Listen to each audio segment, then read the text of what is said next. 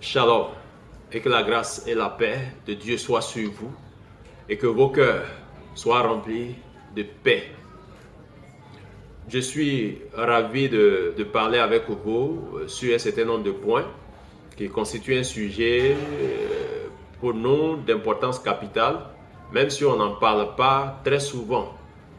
Il s'agit de quoi? Il s'agit de la vie après la mort. Lorsque nous mourons, qu'est-ce que nous devenons? Où allons-nous? Les enseignements et les témoignages dans plusieurs milieux religieux font état de cet endroit qui très souvent est redouté parce qu'on ne sait pas ce qui se passe dans cet endroit. Cet endroit, c'est en fait le séjour des morts.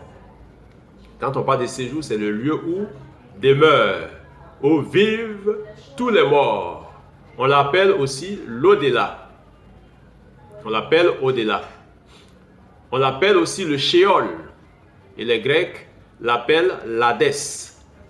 En Mésopotamie, il a été appelé Aralou. Et en Ouragi, il a été appelé Erès. Cependant, permettez-moi de vous donner un certain nombre d'éléments qui prouvent effectivement que cet endroit existe bel et bien. Nous allons nous appuyer sur les Saintes Écritures, la parole de Dieu. Lisons l'épître de Paul aux Éphésiens, Éphésiens le chapitre 4, le verset 9. Il a dit ceci: « Or, que signifient les montées, sinon qu'il est aussi descendu dans les régions inférieures de la terre ?» Donc, le Christ est monté, non seulement il est monté, mais il est aussi descendu. Avant de monter, il est descendu dans les régions inférieures de la terre. Le texte de Luc 16, le verset 23, qui donc relate la parabole du riche et du pauvre Lazare.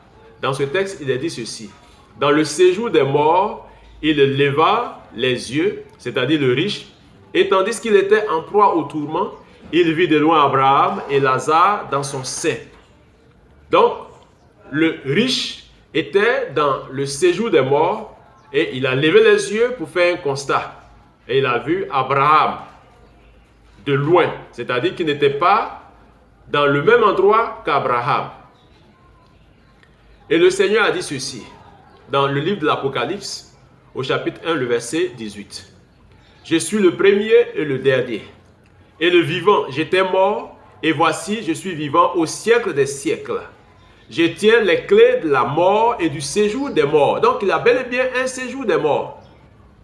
En Apocalypse, le chapitre 20, le verset 13, il est écrit ceci: « La mer rendit les morts qui étaient en elle. La mort et le séjour des morts rendit les morts qui étaient en eux. Et chacun fut jugé selon ses œuvres. » Apocalypse 20, le verset 13. « Et la mort et le séjour des morts furent jetés dans les tanks des feux. » C'est la seconde mort, les tanks des feux.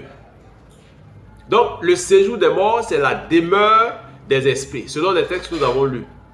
Et tous les hommes descendent au Sheol, c'est-à-dire au séjour des morts. Tous les hommes vont dans l'au-delà à travers leur esprit. Alors, mais ce séjour des morts est compartimenté. Ce séjour des morts est subdivisé en 3 régions ou en 3 parties.